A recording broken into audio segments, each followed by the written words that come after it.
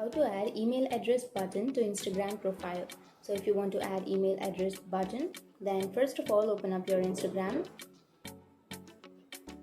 and after opening your Instagram, now you can simply go to the profile which is on the bottom right, and then you can go for the upper right corner which has that three bar icon, and go for settings and privacy. And then here for now I have already switched my account to a business account, but if you have not turn your account to a business account, then you won't have an option to add your email address. So first you will have an option to switch to business account. You can simply tap on that option, and then you have to switch your account to a business account. And after switching your account, now you can simply go for edit profile, and then you can scroll down, and here on the bottom you will have contact options, right?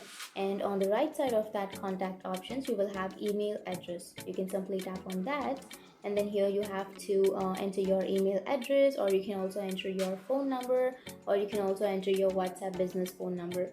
So for now I have chosen my email address, so you can simply add your email address from here, and then you can simply save that, and that's it.